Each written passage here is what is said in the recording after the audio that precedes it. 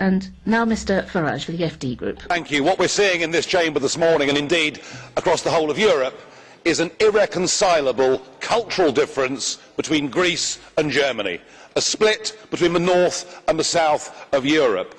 The European project is actually beginning to die.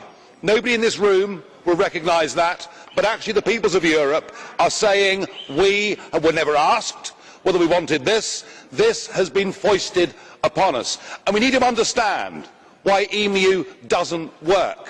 Those monsters, Kohl and Mitterrand, backed up with a clever but dangerous Delors, believed that if they put in place an economic and monetary union, then as night follows day, there would be political union, that there would be an acceptance of this project, that the north and south of Europe would converge, that we'd all start to love each other, that we'd all begin to feel a European identity, that we'd all begin to show allegiance to the flag and the anthem.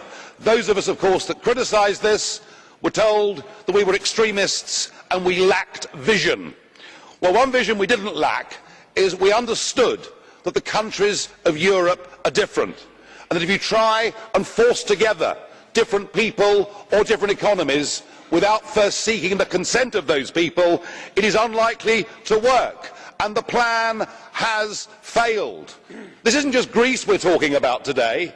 The whole of the Mediterranean now finds itself in the wrong currency, and yet virtually nobody in the political arena has got the courage to stand up and say that. Indeed, I feel that the continent is now divided from north to south. There is a new Berlin Wall, and it's called the euro.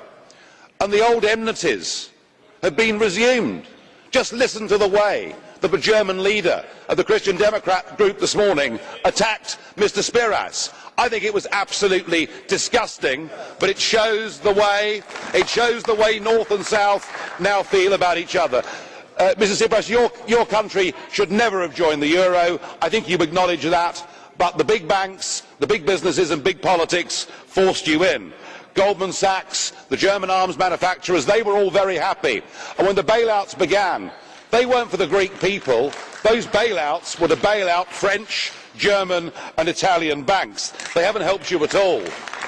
And these years of austerity, these years of high unemployment, of increasing poverty, none of it's worked. In fact, your debt GDP ratio has gone from 100% at the start of the crisis to 180% right now. It would be madness, sir, to continue on this course. You have been very brave. You called that referendum. When one of your predecessors tried to do the same, the bully boys of Brussels had him removed. They tried their best again. Mr Juncker said you would have to leave the euro and leave the European Union. Even Mr Schulz, the President of the Parliament, who one would have thought might be neutral, said that if the Greeks voted no, their power supplies may even go down. There were threats and bullying, but the Greeks stood firm.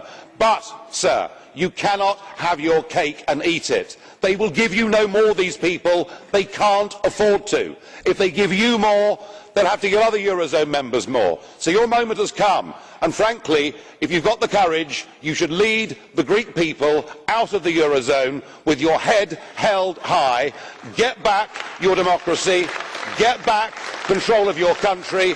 Give your people the leadership and the hope that they crave. Yes, it'll be tough for the first few months, but with a devalued currency and with friends of Greece all over the world, you will recover.